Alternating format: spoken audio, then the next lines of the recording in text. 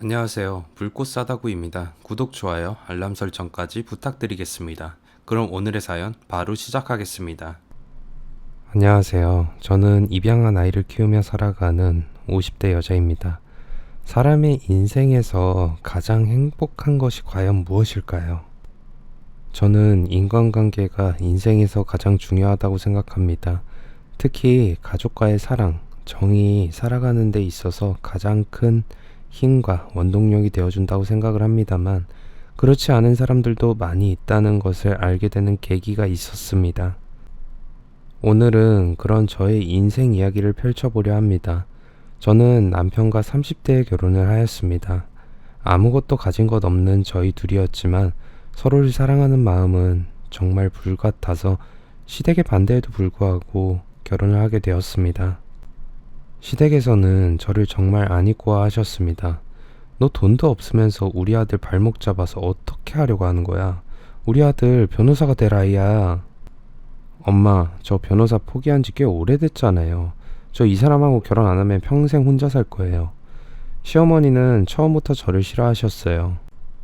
제 얼굴만 봐도 구토가 나올 지경이라고 말을 하시면서 자기 아들이 변호사가 되려고 했는데 저 때문에 주저앉았다는 듯이 말을 했어요. 제가 남편과 20대 때부터 사귀긴 했고 남편이 변호사 준비를 했던 것은 사실이었습니다. 그렇지만 남편은 몇 번의 시험에서 떨어졌고 자기가 몇 년간 고시 생활을 하고 있음에도 1차도 합격하지 못하면서 변호사는 자기의 길이 아니라는 생각을 했던 것 같아요. 그래서 저에게 상의도 없이 그 변호사의 길을 포기하고는 한 달 동안 혼자 여행을 다녀와서는 이제 난 변호사 준비를 안 하겠다고 선언을 했어요. 저는 그런 남편의 길을 응원했습니다. 변호사가 안 되면 어떤가요? 변호사가 된다고 해서 돈을 잘 버는 것도 아니고 또 언제 될지 모르는 변호사가 되는 것을 기다리는 것보다 자신이 하고 싶어하는 일을 찾아서 사는 게 낫다고 생각했거든요. 그리고 나서 저에게 결혼을 하자고 프로포즈를 했어요. 변호사도 못 되는 판에 결혼까지 한다고 하니 친구들은 너도 나도 말렸습니다. 뭘 보고 결혼을 하려고 해. 직장도 아직 변변치 않다며. 대학 졸업했다고 다 사랑굿이라는 거 아니잖아. 그래, 맞아. 너 생각 잘해야 한다.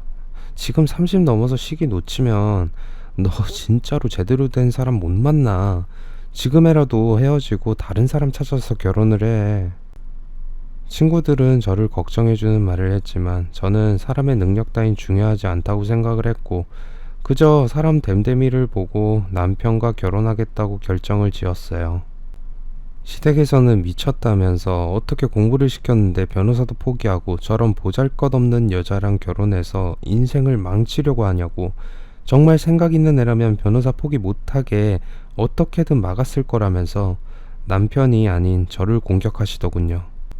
말은 이렇게 담담히 하지만 저도 그렇게 시댁에서 반대하는데 절대 기분이 좋을 리가 없었어요. 남편에게는 괜찮다, 나라는 사람을 알게 되면 부모님도 나를 좋아하실 거다라고서 위로를 했지만 저도 사람인데 어떻게 그게 마냥 받아들여지겠어요. 집에 도착하자마자 눈물을 한없이 흘리기도 했습니다. 남편의 확고한 결정 때문에 시댁 식구들은 마지못해 결혼을 허락했어요. 남편의 고집을 꺾을 수 없다는 걸 느끼신 것 같지만 그렇다고 해서 저를 좋다고 받아들이겠다는 의미는 아니었죠. 결혼하고 나서 한동안 저를 따로 불러서 매일 괴롭히셨어요. 시어머니는 한여름인데 땡볕에서 김장을 하라고 하시기도 하고 저희 시댁에 밭이 있는데 그 밭을 다 일구라고 했습니다.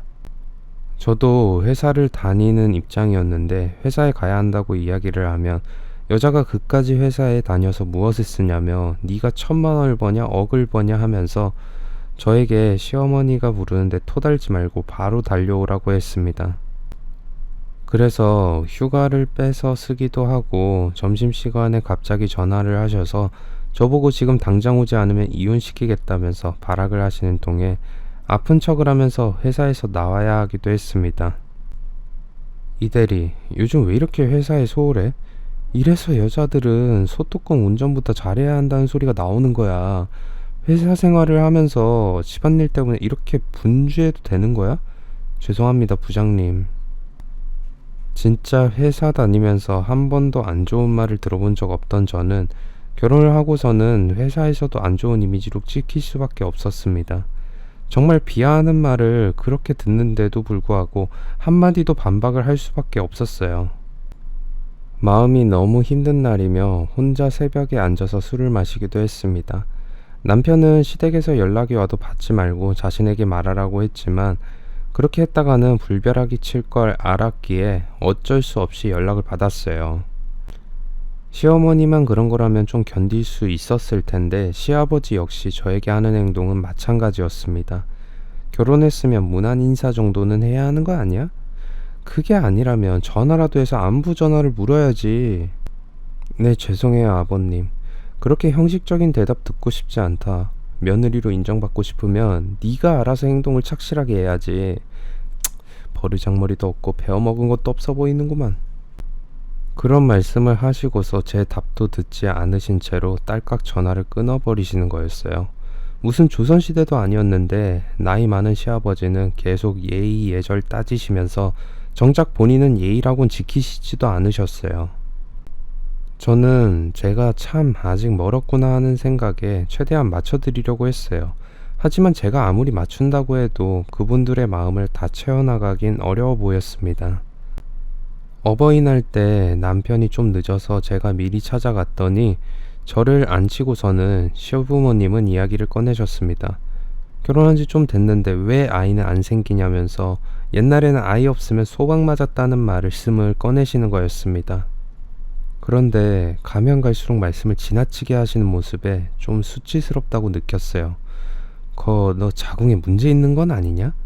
요즘 여자들 함부로 몸을 굴려서리 유산하고 나서 애를 못 뺀다고도 하던데 너도 그런 거 아니냐고. 시아버지의 거친 말에 시어머니는 말리기는커녕 맞장구를 쳐댔습니다. 밉다 했더니 더 미운 짓을 하네. 그래, 이참에 건강검진 나랑 가자. 부인과에 가서 속속들이 봐야겠어. 문제 있는지 없는지. 있으면 당장이라도 내 아들하고 끝내. 우리 집 자손 이어줄 거 아니면 필요 없다. 그려, 당신이 좀 가서 의사 선생한테 자세히 좀 물어봐. 문제가 있으면 결혼이고 뭐고 물러야지 암. 제가 뭐라 대꾸도 하기도 전에 두 분이서 이야기를 나누시고는 바로 전화를 해서 병원까지 예약을 해버리셨어요. 어떻게 결혼한 지 1년도 안 된 며느리한테 하는 말이 자궁에 문제가 있냐, 애가 졌다 지운 거 아니냐라는 말을 난무하게 할 수가 있는 걸까요? 전 그 자리에서 얼굴이 벌겋게 달아올랐고 수치심에 손발이 떨렸어요. 남편이 오자마자 저는 화장실로 피했어요. 간신히 버티고 있었는데 남편의 얼굴을 보니 속상한 마음에 울컥 눈물이 튀어나왔거든요. 화장실에서 물을 틀어놓고 한참을 울었어요. 뭔가 이상하다고 생각한 남편이 화장실에서 나온 저를 잡아 끌고 베란다로 데려갔습니다. 그러더니 얼굴을 잡고서는 왜 이렇게 울었냐고 묻더라고요. 제가 말을 안 하니까 남편은 부모님께 인사만 드리고 저를 데리고 집으로 왔습니다. 뒤에서 시부모님이 욕하는 소리가 들렸지만 제가 무슨 일이라도 당했는지 당황한 남편은 그런 걸 신경 쓰지 않고 저를 끌고 나왔어요. 집에 와서도 제가 한참을 말을 안 하자 계속 그러면 부모님한테 물어보겠다고 남편이 말하는 통에 사실대로 말을 했습니다. 남편은 저보다도 화가 많이 난 것 같았어요. 요즘 세상에 어떻게 그렇게 말씀하실 수가 있냐고 하면서 소주를 3병이나 들이키고서는 부모님에게 연락을 한다는 것을 겨우겨우 말렸습니다. 그리고 절대 병원에 가지 말라고 했어요. 만약 갈 거라면 자신에게도 말을 하라고 했습니다. 지나가는 말씀이신 줄 알았는데 예약날이 되었다면서 집으로 찾아오셔서 시부모님은 저를 태우고 병원으로 향했습니다. 병원에 도착해서야 저는 화장실에 다녀오겠다면서 몰래 남편에게 연락을 했어요. 남편은 정말 왜 그러시는지 모르겠다며 바로 병원으로 가겠다며 끊었어요. 남편이라도 있어야 이 수치스러움을 덜 당할까 싶었습니다. 시부모님은 검사하는 것부터 검사 결과를 들을 때까지도 따라 들어오셨어요. 의사 선생님도 당황하시는 눈빛이었습니다. 아무리 걱정돼도 보통은 남편이 오고 친정엄마가 오는데 시부모님 두 분이 뭐라고 검사 결과가 나왔냐고 호들갑을 떨면서 그러셨거든요. 의사가 검사 결과를 말하려는 찰나 병원 진료실에 남편이 딱 들어왔어요. 시부모님은 남편의 눈치를 보면서 헛웃음을 내시면서 어서 검사 결과부터 알려달라 했고, 병원에서는 걱정하실 필요 없다고 깨끗하고 문제 없다는 답을 주셨어요. 그런데 왜 애가 안 생기냐며 귀찮게 구는 모습에 오히려 의사가 하는 말이, 원래 옆에서 그렇게 마음을 힘들게 만들면 애가 안 생겨요. 그렇게 들볶는데 아이가 들어서는 게 당연히 어렵죠 라며 싸늘하게 한마디를 던져주었어요. 거의 촌철살인의 말을 해주신 거죠. 시부모님은 킁킁거리시더니 나가서 한약이나 한 잔씩 지어 먹자며 병원 문을 나섰어요.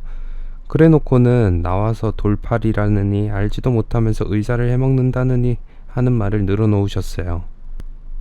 남편은 앞으로는 저를 혼자 불러내지 말라고 시아버지에게 말했어요. 예의 차리시는 분이 며느리한테는 왜 예의를 안 차리세요? 이 사람 그래도 노력하고 있는데 너무 그러시면 저도 가만히 있지는 않아요. 어떻게 아버지한테 그런 소리를 다 하니? 네가 그렇게 하라고 시켰니? 남편의 말에 시어머니는 버럭 화를 내시면서 아들이 평소에 안 하던 소리를 한다며 다 제가 시켜서 하는 말 같다고 옆에서 시아버지를 부추겼어요.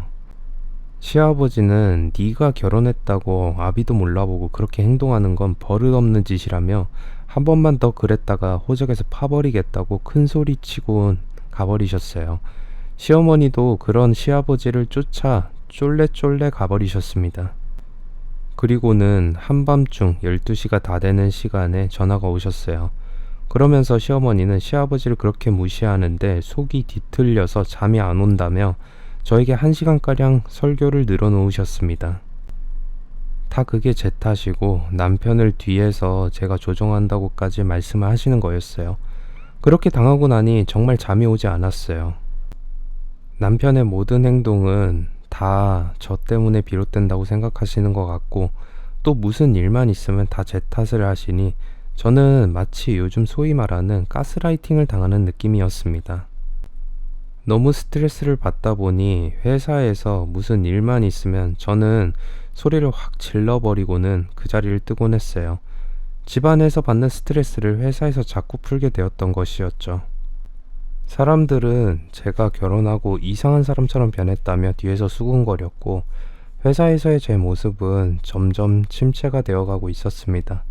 그러다가 시댁에서 연락이 왔을 때 한 번은 말도 없이 나갔다 왔어요. 이대리, 나 좀 보지? 네 부장님. 회사가 장난이야? 다른 직원들 보기 창피하지도 않아? 그딴 식으로 회사 다닐 거면 그냥 퇴사해.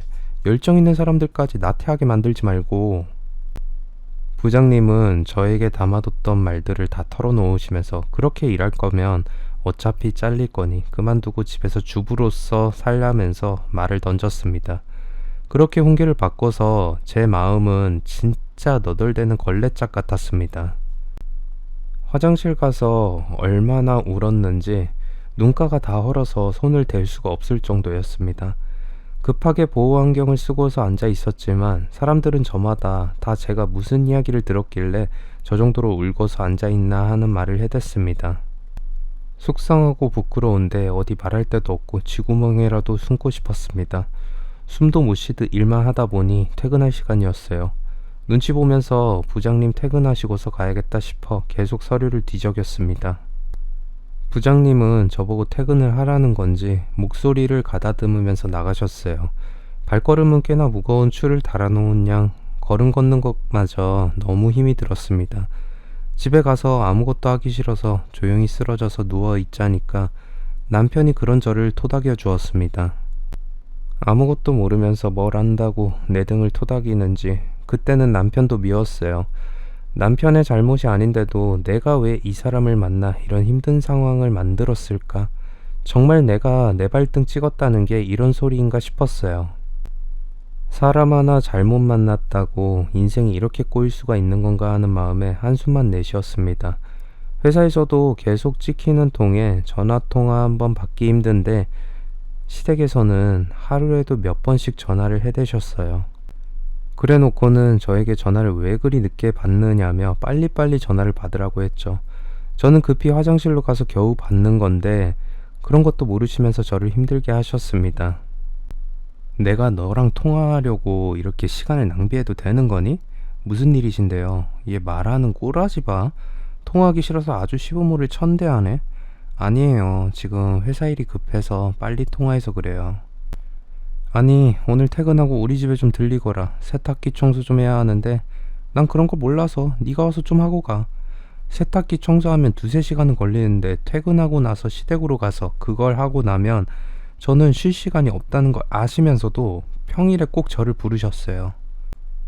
주말에 하면 안 되냐고 하니까 그럼 빨래를 해야 하는데 더러운 먼지통 속에 빨래를 해야겠냐고 저에게 화를 내시더군요.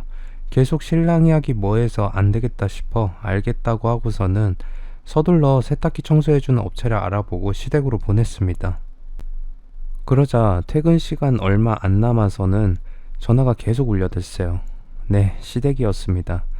야, 내가 너더러 세탁기 청소하라고 했지. 누가 다른 사람 불러서 청소하라고 했어? 어? 시댁 오기 싫으니까 별짓을 다 해야 되는구나. 그게 아니라 그분 불러서 청소하는 게 더 깨끗하다고 누가 그래서 그런 거예요. 그리고 퇴근하고 가려고 했어요. 됐다. 너 우리 집에 발길도 끊어라. 진짜 무슨 애가 어른이 말을 하면 말을 들은 채를 안 해요. 정말 순화했었지만 시댁에서 저에게 많은 욕을 해대고 전화를 확 끊어버리셨어요. 한숨이 푹 나오는데 전화를 끊고 들어가는 길에 부장님과 또 마주쳤습니다. 진짜 눈을 어디 둘 데가 없었어요. 부장님이 저를 위아래로 보시더니 이젠 말도 필요 없다는 듯 표정을 지으시고 돌아갔습니다. 집에 가서 그 상황을 이야기하니 남편은 자기도 어떻게 해야 하나 고민이 많은 표정이었어요. 일은 일대로 스트레스 받고 있는데 시댁이 그러니 남편도 제 눈치를 슬슬 보기 시작한 거죠. 저는 답답한 마음에 남편에게 이민이라도 가고 싶다고 이야기를 했더니 눈치 없는 이 남편은 지금 당장 우리가 이민을 어떻게 가냐며 현실적인 답을 꺼내더군요.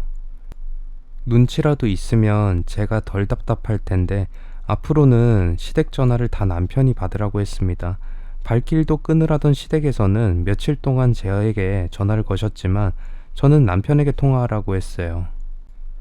남편도 시댁과 통화하긴 싫었는지 같이 전화를 받지 않았습니다. 그렇게 며칠이 지나고 나니 시댁에서는 저희 집으로 한밤중에 찾아오셨어요. 그리고서는 시어머니가 저에게 다가와서는 따귀를 날리시더군요. 얼얼한 볼에 정신이 확 들었어요. 남편이 이게 무슨 짓이시냐고 이 사람을 왜 때리냐고 말렸지만 시어머니는 저에게 발길질까지 하셨어요. 저는 그 자리에서 주저앉아 눈물만 툭 떨궜습니다. 네가 아주 우리를 우습게 보는구나. 내가 오늘은 작정하고 왔어. 너 같은 거 정신 번쩍 들게 하려고. 그리고 너 왜 용돈 안 붙이니?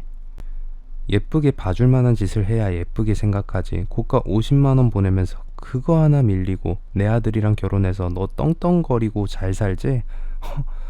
죽 써서 개 준다더니 딱 그 짝이다. 너 진짜 이런 식으로 하면 내 자식하고는 더는 못 살게 할 거야. 알아? 그만하세요 좀. 이 사람 쓰러진 거 안 보이세요? 너도 그러는 거 아니야. 네 처가 저렇게 하면 네가 잘하라고 때려서라도 알려줘야지. 집에서 키우는 개도 폐야 말을 듣는다. 알겠니? 난생 처음 맞아보는 따귀에 정신이 혼미해졌습니다. 시부모님은 그런 식으로 살지 말라 하시면서 문을 박차고 나가셨고 남편은 그런 저에게 다가와 미안하다고 무릎을 꿇었어요. 그러나 남편이 무릎을 꿇은 것조차 저는 눈에 들어오지 않았습니다. 우리 이혼해. 무슨 소리야? 우리가 왜 이혼을 해? 지금 이 꼴 보고 계속 살자는 거야? 미안해. 나 몇 대 때려도 되니까 이혼만큼은 참아주라. 저는 울면서 이렇게 못 살겠다고 이렇게 어떻게 살라는 거냐고 물었어요. 남편은 자기가 시부모님하고 잘 이야기해보겠다 했지만 믿을 수 없었습니다.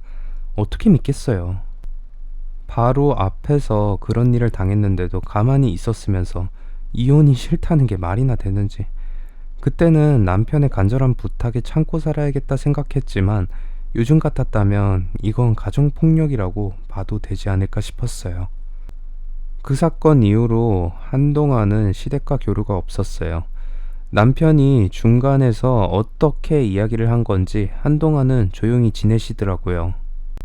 왜 요즘 말로 소위 시댁에 있는 방향으로는 오줌도 안 싼다는 말처럼 너무 치가 떨리게 싫고 더럽고 분해서 차라리 연락이 이렇게 안 오고 평생 연을 끊고 살았으면 좋겠다는 생각이 들었어요. 하지만 그렇게 시댁이 연락이 없었던 이유를 뒤늦게 알게 되었습니다. 남편은 다시 저에게 아이를 갖자고 했고 저희는 한동안 노력을 했지만 아이는 생기지 않았어요. 뭔가 우리에게 문제가 있는 건 아닌가 하는 생각이 들었습니다. 그렇게 고민을 하고 있던 찰나에 남편이 먼저 불임센터에 한번 가서 상담을 해보자고 했어요. 당시 나이가 30대 중반을 넘어서 저도 노산에 들어섰고 있었거든요. 노산이 되면 아이도 갖기 힘들다는 거 알고 있고 더 늦게 아이를 낳아 키우는 것도 어렵다고 느껴서 빨리 가보자고 했어요. 병원에서는 남편에게 좀 문제가 있어서 아이를 갖긴 힘들다는 답변을 들었습니다. 남편은 건강한 체격이라 절대 그런 일 없을 거라 생각했는데 겉보기와는 다르게 불임이라고 했습니다. 그 때문에 우리 부부는 한동안 힘든 시간을 겪었어요.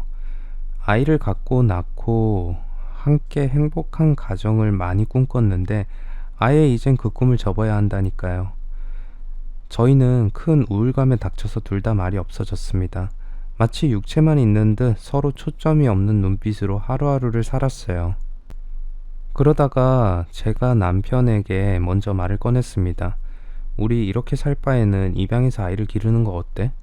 입양? 나 때문에 당신 괜찮겠어? 뭐 어때? 꼭 낳아야만 우리 아이는 아니잖아. 우리가 애정을 다해서 잘 키우면 우리 아이지.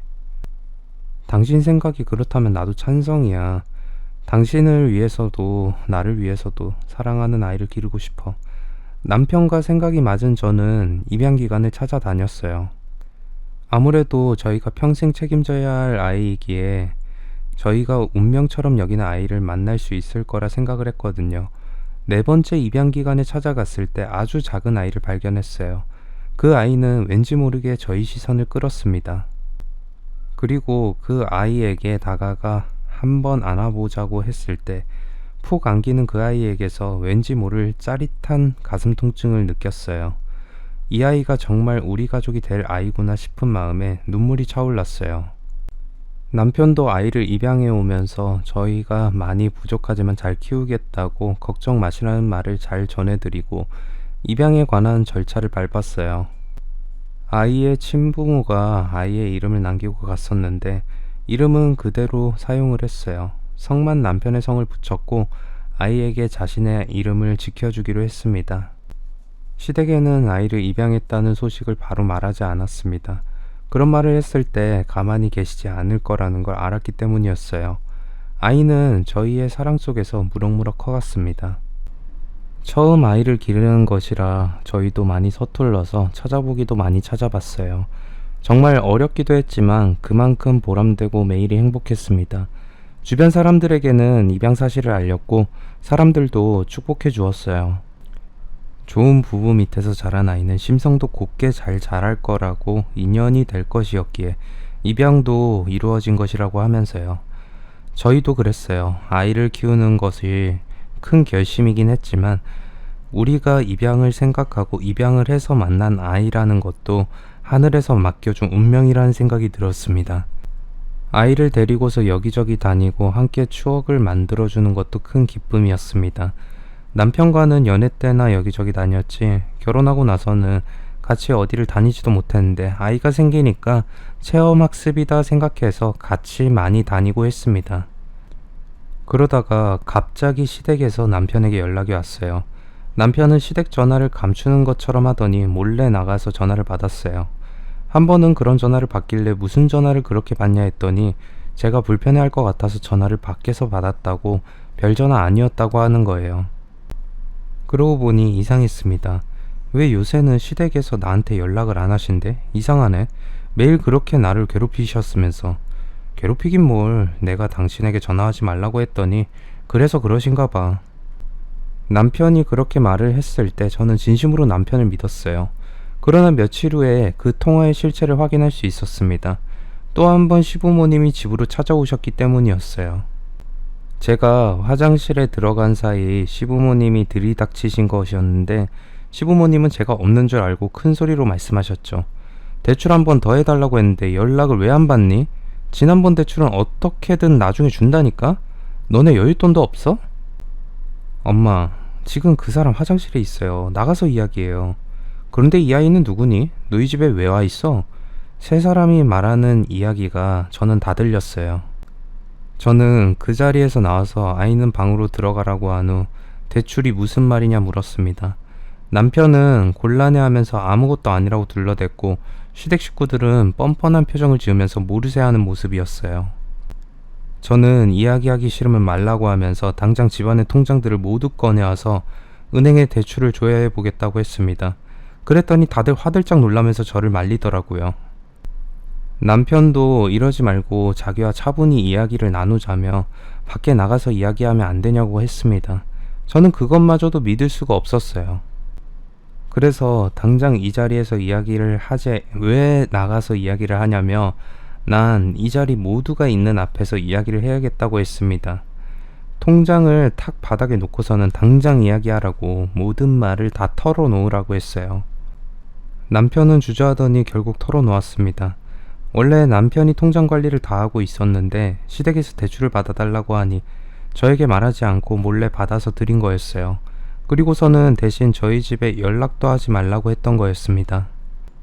저는 충격이었어요. 어쩌면 그렇게 감쪽같이 사람을 속이고서도 아무런 말도 하지 않고 숨겼을까요? 어째 연락을 안 한다고 했을 때부터 수상하다 생각했어야 했는데 정말 믿을 수 없었습니다. 저는 진짜 그야말로 지랄 맞다는 게 어떤 건지 보여줬습니다. 진짜 너네 집안 신물이 난다, 신물이 나. 우리 지금 통장에 얼마나 있는지 알고서 대출을 받은 거야? 그리고 거기 두 분도 그래요. 아들 등골 빼먹고 며느리랑 이혼하는 꼴 보고 싶으셔서 그러시는 거예요, 지금? 진짜 어떻게 진상도 저런 진상이 없어. 내가 그때 이혼했어야 되는데 내가 미친년이라 이렇게 속고 살았네요. 억울해 미치겠네, 미치겠어. 내가 아들 이름으로 대출도 못 받니? 그리고 그것 좀 주면 어디가 덧나? 남들은 효도여행이다 뭐다 다 해주는데 너네는 우리 효도여행 한 번이라도 보내줬니? 효도여행 한 번 보내줬다 생각하고 둥쳐. 효도여행을 3천만 원씩 주면서 가는 미친 노인네들이 어딨어요. 진짜 연병하네. 말이라도 미안하다 잘못했다 하지 않으시고 저한테 뻔뻔하게 뭐라고요? 시끄러워. 여자가 따박따박 시부모 공경도 모르고 어디서 말댔구야. 저한테 공경 예의 따지지 마세요. 공경도 공경 받을 위인들이 받는 거고요. 이렇게 몰상식한 집안 저도 처음이라 참을 수가 없네요. 아들네 형편 그리 좋지 못하고 제가 피땀 흘려 모은 돈을 싸그리 다 날리게 됐는데 눈 안 뒤집힐 여자가 어디 있나요? 남편은 일한다지만 저보다 월급이 반도 안 되게 받고 있었고 멍청해서 용돈 주면 친구들한테 다 빌려줘 버리고 용돈 없다고 하는 인간이었어요. 게다가 시부모한테 매월 50이나 되는 돈을 그 당시에 바치고 있었는데 그 돈을 받으면서 고생한다 고맙다 말씀하신 적도 없고 당연하다는 듯 받아가셨어요. 가끔은 모자라니까 다음 달 용돈까지 내놓으라고 하기도 했고요. 말로 하면 다 끝이 없을 이야기네요. 하여튼 제가 그렇게 말을 하니 시어머니는 식탁에 있던 물건을 저에게 집어 던지시더군요. 시아버지 역시 저를 때리려고 하니 남편이 서두르 막았어요. 저는 때리려면 때리라고 얼굴을 들이밀었습니다. 시어머니는 저에게 주먹을 날리셨고 저는 그걸 그대로 맞아서 쓰러졌어요. 제 코에서 코피가 흐르는 걸 보고 남편은 시어머니에게 버럭 소리를 질렀습니다. 이게 무슨 일이냐고. 부모님이 잘못하신 걸 이 사람을 이렇게 폭행하는 건 자기도 참을 수 없다면서요. 저는 어이없어서 피를 닦고서는 핸드폰으로 112에 바로 신고를 했습니다.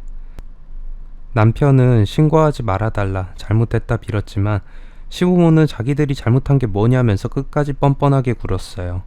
결국 경찰이 출동해서 집안이 난장판이 된 것과 폭행 사건으로 시부모님을 데려갔습니다. 남편도 경찰서에 따라갔죠. 아이가 너무 불안에 떨어서 엄마가 미안하다고 몇 번이고 사과를 하고 아이를 따뜻한 물로 목욕시키고는 재웠습니다. 남편은 새벽 2시가 되어야 집으로 들어왔어요. 그리고는 저에게 용서를 빌었습니다. 다신 그런 일 없을 테니 부모를 풀어달라더군요.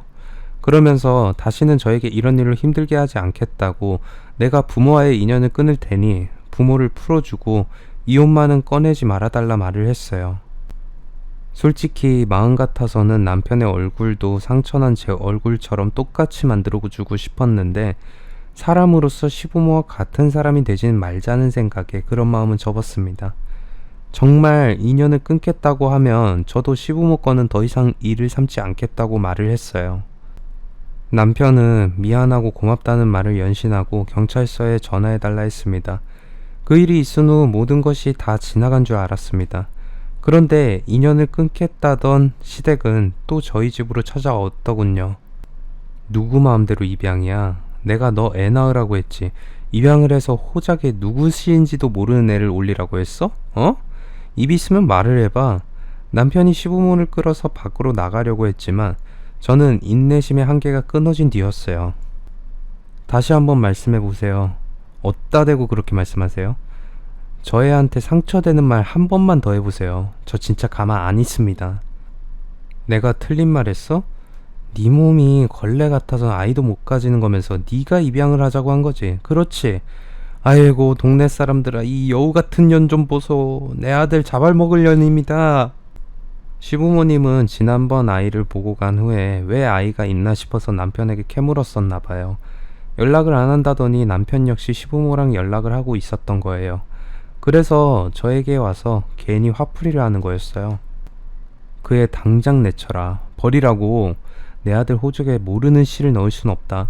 지금 말씀 다 하셨어요? 저희 애한테 상처되는 말 하면 저 못 참는다 했죠. 저는 그 자리에서 있는 물건들 죄다 던졌어요. 시부모님은 저게 미쳤나 하는 눈빛으로 보고 계시더군요. 그리고는 접시와 그릇까지 집어 던지기 시작했습니다. 저것이 미쳤나봐. 여보, 제 눈 돌아간 것 좀 봐요.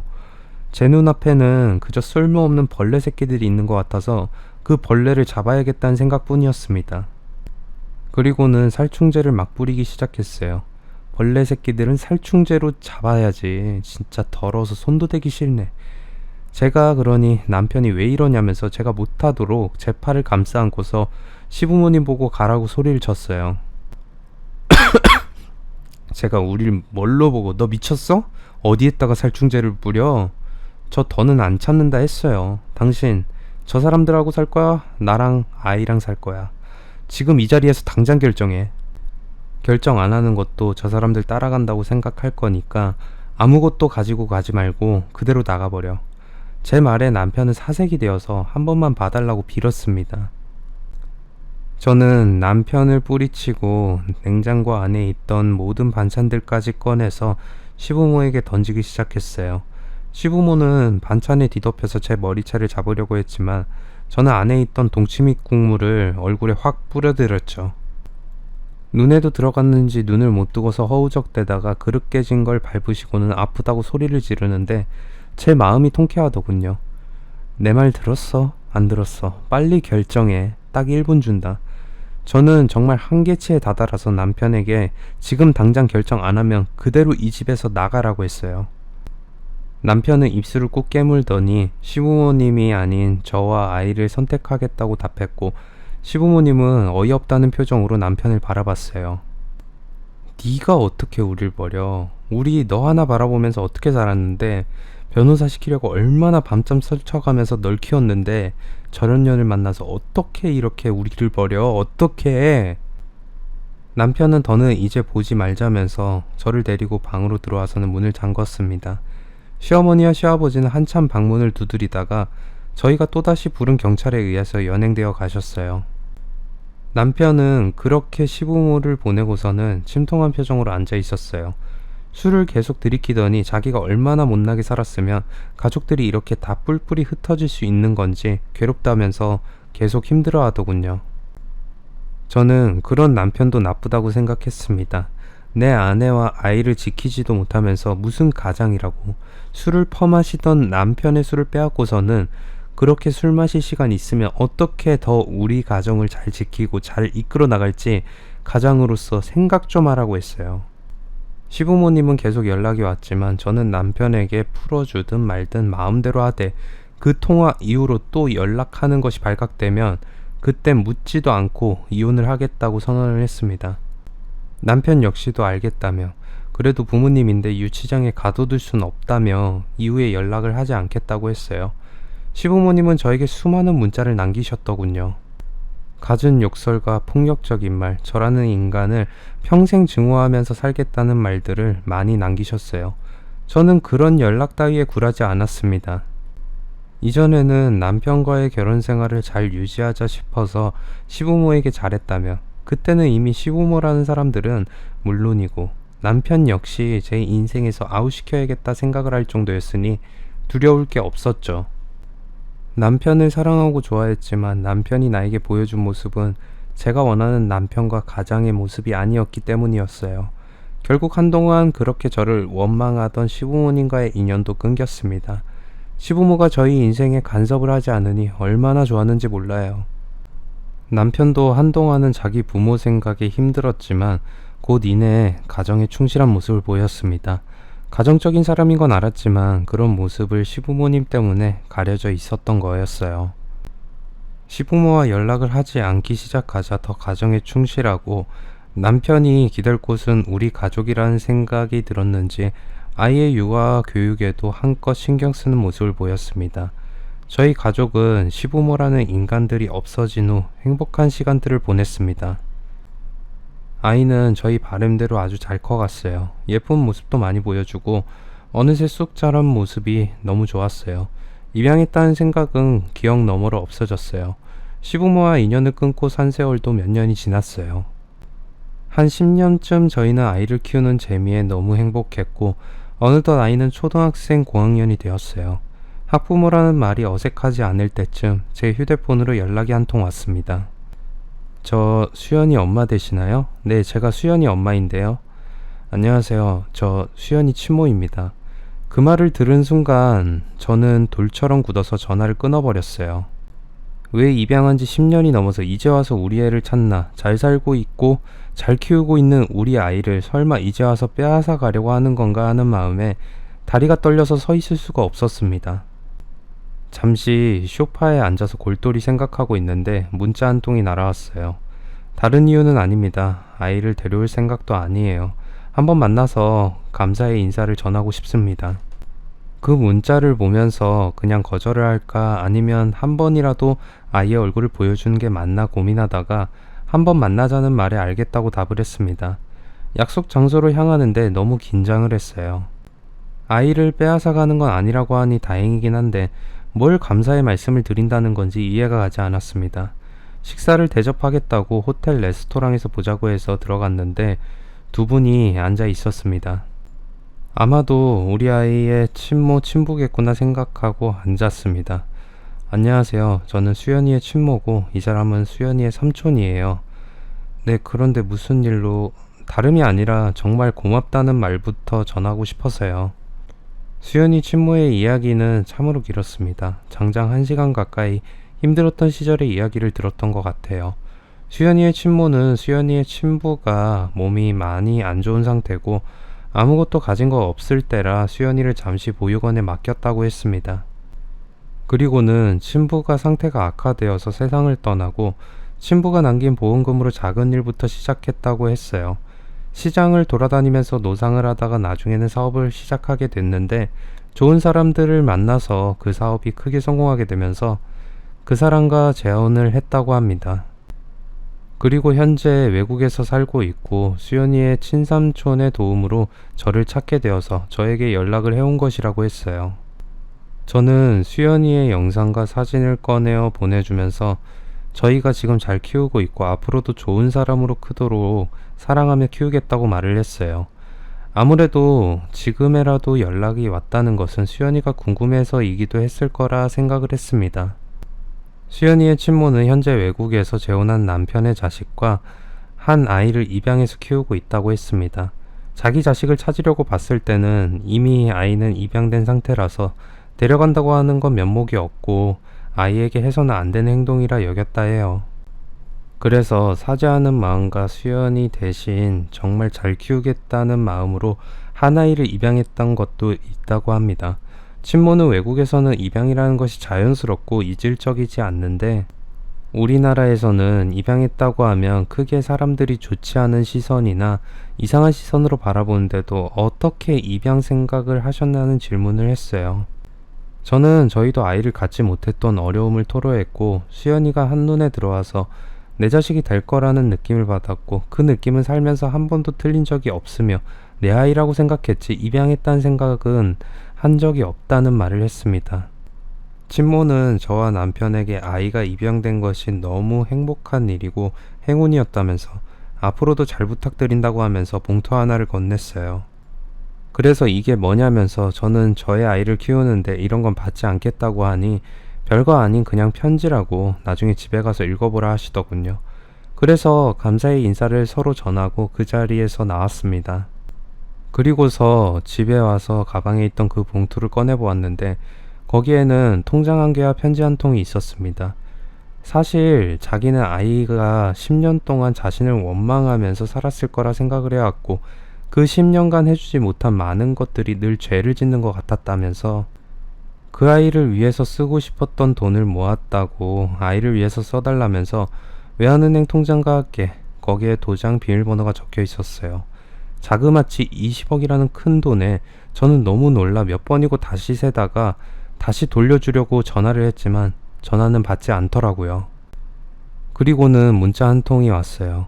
자기 전 재산을 다 준다고 해도 자기가 아이를 버린 죄는 씻을 수 없을 것 같다면서 아이를 위해서 써달라는 간곡한 부탁을 해왔습니다. 저는 남편에게 그 이야기를 했어요. 이렇게 됐다고 수연이 친모가 찾아와서 이런 큰 금액을 주면서 아이를 위해 써달라고 했다고 말입니다. 남편은 그럼 잘된 거 아니냐면서 우리가 그동안 수연이에게 해주지 못했던 것들 다 해주고 수연이의 모든 행복을 위해서만 이 돈을 쓰자고 말했습니다. 남편의 말도 맞다는 생각을 했습니다. 저희가 형편이 넉넉하진 않아서 사주고 싶은 것도 못 사주기도 했고 수연이가 다니고 싶어하는 학원도 못 보낼 때가 있었거든요. 열심히는 살았지만 돈은 잘 모이지 않는 그런 집안이었어요. 이게 로또는 아니었지만 그래도 수연이를 위해서 내가 할 수 있는 여유가 된다는 건 너무 좋은 일이라는 생각을 했습니다. 그래서 그 통장은 꽁꽁 서랍 속 깊이 넣어두었고 편지는 저만 보기 위해서 간직했습니다. 그런데 그 통장으로 인해서 또 문제가 벌어질 거라는 생각을 못했어요. 며칠 지나지 않아 집에 도둑이 들었던 것처럼 파헤쳐져 있었어요. 보니까 뭔가를 찾는 것 같았는데 찾아가진 못한 듯 했습니다. 신고를 하고서 집을 정리하고 있는데 저녁쯤 누군가 다시 왔습니다. 맞아요. 시부모님이 찾아오신 거였어요. 통장 내놔. 무슨 통장을 말하는 거죠? 왜 그 네가 입양한 애 엄마가 통장 줬다며. 그거랑 도장 내놔. 내 아들도 그 애를 키웠는데 나눠 가져야지. 너 혼자 다 먹고 입 닦으려고? 시부모님은 저에게 마치 막혀놓은 돈을 찾듯이 당당하게 말씀하시더군요.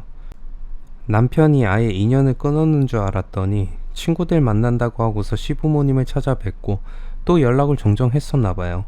그런데 수연이 친모를 만난 사실까지 쪼르르 다 말을 해서는 시부모님이 그 돈을 나눠 갖자며 찾아온 것이었어요.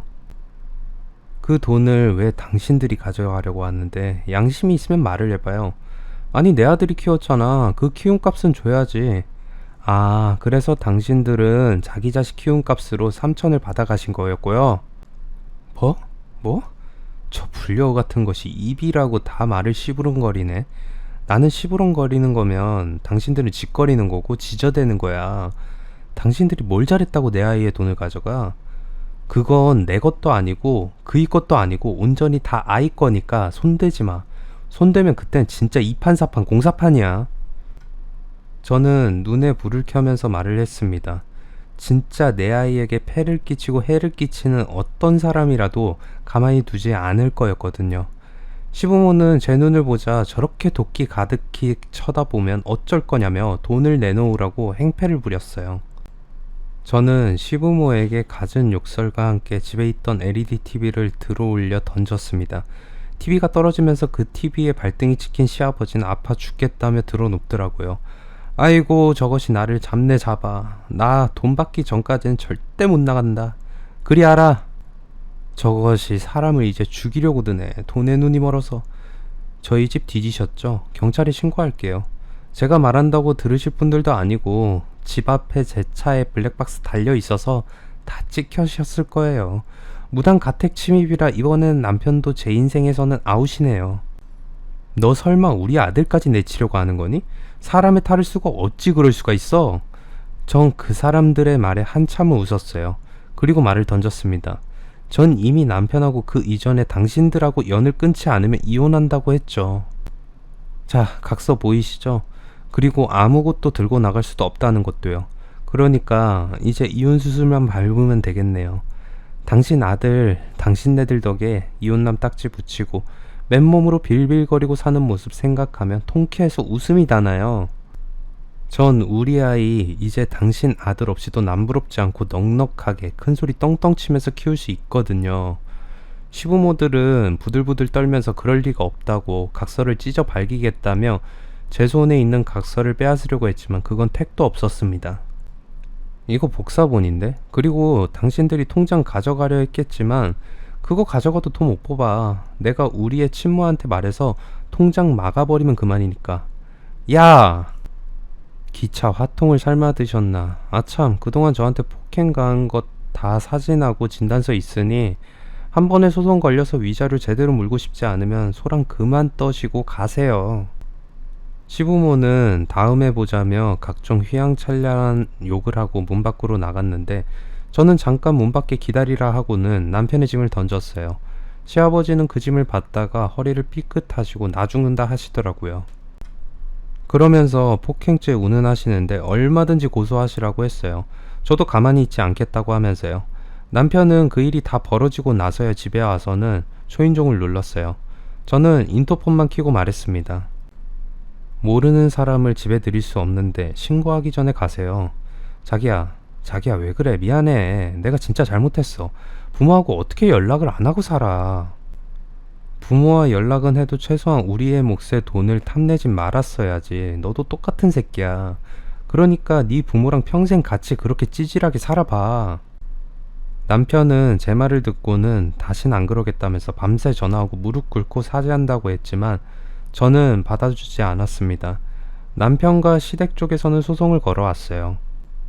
남편은 이혼을 못하겠다 했고 시댁은 재산의 절반을 내놓으라고 했지만 그간의 고부 갈등을 비롯해서 가정생활에 있었던 남편의 행동으로 인해서 남편이 유책 배우자가 되어 이혼 소송은 결국 그들이 패하고 말았어요.